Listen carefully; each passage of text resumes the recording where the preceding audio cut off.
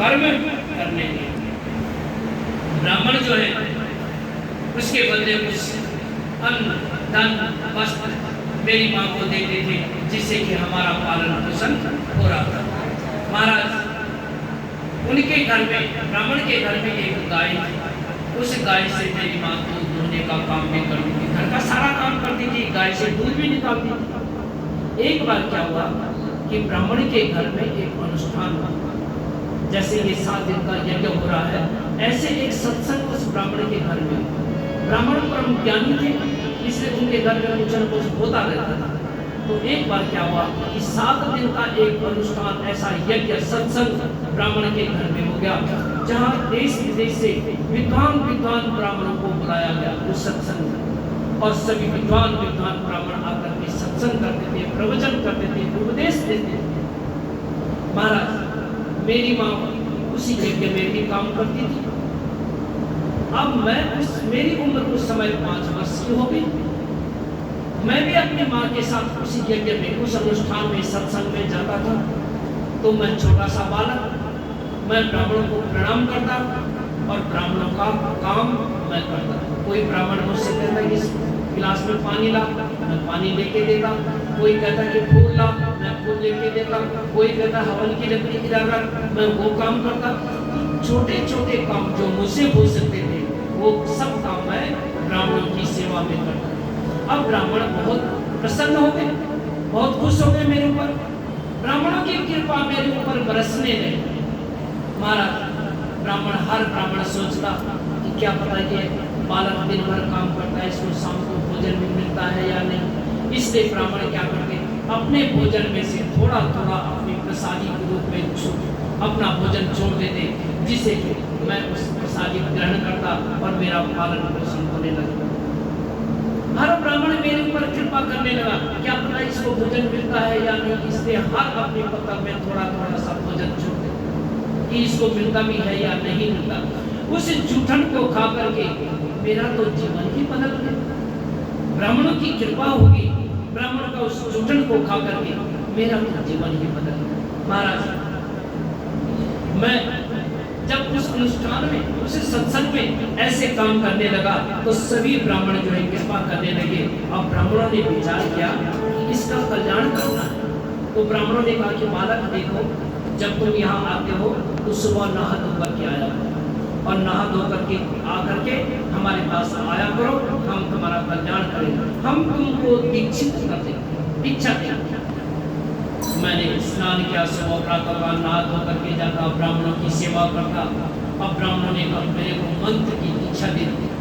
बोले कि देखो, पहले प्राणायाम करना, जल का आचमन करना, 3 बार जल को आचमन करके ओम केशवाय नमः, माधवाय नमः, गोविंदाय नमः, ऐसा जल का आचमन करना, फिर हाथ धोना, फिर प्राणायाम करना।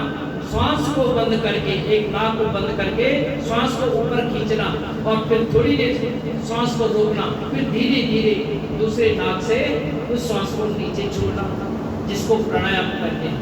और जब हम श्वास को रोकते हैं तो उस समय भगवान के दर्शन करना है। अब भगवान के दर्शन क्या होते हैं? ब्राह्मण लोग कहता है कि ब्राह्मण देवता हूँ, भगवान के दर्शन को मैंने देखा ही नहीं, भगवान कैसे होते? बोले हम तुम्हें समझाते हैं। सशंख चक्रम सकिरीट कुंडलम सफेद वस्त्रम सरसेरुहेक्षणम सहारवक्षम स्थलगस्तुवश्रियम नमामि विष्णु शिरीषा चतुर्भुजम। हे बालक, भगवान का चतुर्भुजी श्री विग्रह है, भगवान की 4 भुजाएं हैं, सुंदर से विग्रह है भगवान का, शंख चक्र गदा पद्म लिए हुए हैं, गले में भगवान की वैजयंती माला पड़ी हुई। एक बार जो भगवान को देख ले उसकी पलकें तक नहीं चमकती हैं, ऐसा भगवान का श्री विग्रह दिव्य स्वरूप। ऐसे स्वरूप का तुम दर्शन करना। भगवान पीताम्बर वस्त्र पहनते हैं, 4 भुजाएं, शंख चक्र गदा पद्म लिए हुए हैं भगवान। इस स्वरूप के तो दर्शन करना और साथ में ओम नमो भगवते वासुदेवाय का जप करना। इस मंत्र से बालक को दीक्षित कर दिया, दीक्षा दे दिया। अब बालक जो है उस मंत्र का जप करने लगा, प्राणायाम करने लगा, भगवान का ध्यान करने लगा। और किस प्रकार से यज्ञ तो समाप्त हो गया, क्योंकि यज्ञ तो कुछ दिन का था, वो यज्ञ समाप्त हो गया। सभी ब्राह्मण अपने अपने घर गए, परंतु ब्राह्मणों ने बालक को आशीर्वाद दिया, सबने अपने अपने ओर से आशीर्वाद दिया कि जा तेरा कल्याण होगा। और ब्राह्मण अपने अपने घर जा चुके हैं। इधर समय बीता गया। एक दिन क्या हुआ कि ब्राह्मण की जो गाय थी उसको दूध दोहने का काम वो उस बालक की माता करती थी। तो एक दिन माँ दूध दोहने के लिए गई और कुछ समय ज्यादा हो गया, रात्रि का समय हुआ। माँ गाय से दूध दो करके घर आ रही थी। रास्ते में अंधेरा हो गया तो रास्ते में एक सांप पड़ा हुआ था। माँ की आंखें कुछ साफ दिखा नहीं, इसलिए माँ को आभास नहीं हुआ कि सांप के ऊपर मेरा पांव पड़ गया। और जैसे उस सांप के ऊपर माँ का पांव पड़ गया, सांप ने काट लिया और माँ की तो वहीं पे मृत्यु हो गई। माँ की मृत्यु हो गई। बालक घर में 5 वर्ष का बालक घर में अकेला, वो देख रहा कि समय हो गया है मेरी माँ का आने का, पर आज आई नहीं, क्या बात है। बाहर भीतर छोटा सा बालक, आने का भी साहस नहीं कि जाऊं तो कहां जाऊं, परंतु बाहर भीतर अब बालक ने सोच लिया, समझ लिया जरूर कुछ अनहोनी हो गई है, क्योंकि मेरी माँ अभी तक आई नहीं। बालक रोने लगा कि मैं कहां जाऊं। पूरा साहस किया कि माँ को ढूंढने तो जाना ही पड़ेगा। बालक घर से निकल गया। जब घर से निकल गया तो थोड़ी दूर जाकर के क्या देखा, रास्ते में माँ पड़ी हुई। माँ को उठाया तो पास में देखा एक सांप। समझ गया इसी सांप के काटने से मेरी माँ की मृत्यु हो गई। बालक बहुत रोया, हे परमात्मा, आज एक बंधन था, वो बंधन भी तुमसे सहा नहीं गया, वो बंधन भी तुमने तोड़ दिया। माँ का बंधन था ना, तो वो भी तोड़ दिया। अब घर में रहना किसके लिए, जब कोई बंधन ही नहीं तो बंधन किसके लिए। वो बंधन मुक्त हो गया। बालक ने अपनी माँ का क्रियाकर्म किया और दूसरे दिन प्रातः काल ही घर छोड़ दिया। जब अब कोई बंधन ही नहीं तो बंधु किसके लिए। बंधन मुक्त हो गया, घर छोड़ करके निकल गए। महाराज घर छोड़ करके जब निकले, उत्तराखंड में पहुंचे। परम पावनी मंदाकिनी नदी के किनारे पहुंच गए। उस मंदाकिनी के किनारे जब गए तो गंगा जल में स्नान किया। गंगा जल में स्नान करने के पश्चात उन्होंने जल का आचमन किया और जल का आचमन करने के पश्चात प्राणायाम किया, जो ब्राह्मणों ने उन्हें सिखाया था।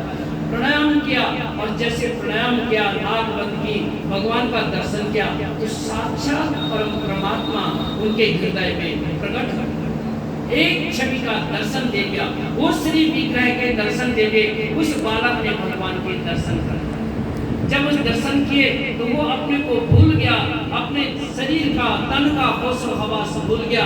नाक बंद है, भगवान के दर्शन हो रहे हैं, उसे ये भी नहीं कि मैं प्राणायाम कर रहा हूँ। महाराज भगवान के जब दर्शन हो गए तो थोड़ी देर के लिए फिर भगवान ने लीला, भगवान ने जो दर्शन देख रहा था श्री विग्रह के, उस दर्शन को अदृश्य कर दिया। भगवान चुप हुए, अदृश्य हो गए।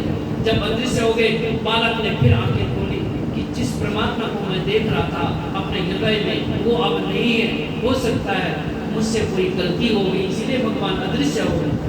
मुझसे नहाने में गलती हो गई। बालक फिर दोबारा नदी में गया, मल मल करके नहाया, फिर जल का आचमन किया, फिर प्राणायाम किया और फिर वही ध्यान किया, परंतु भगवान दोबारा नहीं आए। फिर बालक ने तीसरी बार कि फिर मुझसे कहीं गलती हो गई, भगवान तो प्रकट होते हैं पर मेरे भी क्यों नहीं प्रकट हो रहे, मैं कहीं ना कहीं गलती कर रहा हूँ। फिर तीसरी बार गए, गंगा जी में स्नान किया, जल का आचमन किया, प्राणायाम किया, वही ध्यान किया, वही मंत्र का जप किया, परंतु भगवान नहीं प्रकट हुए। अब बालक रोने लगे कि परमात्मा, मैं जानता हूँ कि तुम मुझे दर्शन इसलिए नहीं दे रहे कि मैं दासी का पुत्र हूँ, मैं दासी का पुत्र हूँ, इसलिए तुम मुझे दर्शन दे। अरे तुम तो कुलवानों को दर्शन देते, जो बड़े कुल का होता तो दर्शन जरूर देता, परंतु मैं दासी का पुत्र हूँ इसलिए तुम मुझे दर्शन नहीं दे। मुझे ऐसा लगता है तुम इसलिए दर्शन दे मुझे नहीं दे रहे क्योंकि मैं पढ़ा लिखा नहीं हूँ, पढ़ाई लिखाई मैंने नहीं की, मैं अज्ञानी हूँ इसलिए तुम मुझे दर्शन नहीं दे रहे, मैं दरिद्री हूँ इसलिए तुम मुझे दर्शन नहीं दे। चक्रं सकस्रकलचारुकलारविन्दे गुरुपीठदातरपदस्य विभाति यस्य पचन्द्रप्रीतिपरितो विधिपादिपद्मा दृग्गोचरो भवतु मे जिस दीनबन्धो। हे दीनबन्धु, मुझ गरीब को दर्शन दो, मुझ अज्ञानी को दर्शन दो। मैंने ये सुना है कि तुम तो सबके परम पिता हो, मेरे भी तुम पिता हो, तुम मुझे दर्शन क्यों नहीं दे रहे हो? मैंने ऐसे सुना है कि तुम बड़े बड़े विद्वानों को, ज्ञानियों को तुम दर्शन देते हैं, मैं मूर्ख हूँ इसलिए तुम मुझे दर्शन नहीं देते। बालक खूब रोया, खूब आंसू निकले। आंसू क्या निकलते हैं? हमारे पाप ही आंसू के रूप में बाहर निकलते हैं। जब हमारे आंसू निकलते हैं मन हल्का हो जाता है, क्योंकि हमारे पाप आंसू के रूप में बाहर निकलते हैं और मन थोड़ी देर के लिए हल्का हो जाता है। तो ऐसे ही जब बालक खूब रोया, हे परमात्मा मैं मूर्ख हूँ, अज्ञानी हूँ, पता नहीं क्या क्या कहने लगा कि तुम मुझे दर्शन नहीं दे रहे। तब भगवान ने दोबारा दर्शन तो नहीं दिए, परंतु भगवान ने आकाशवाणी, हे बालक अभी तेरे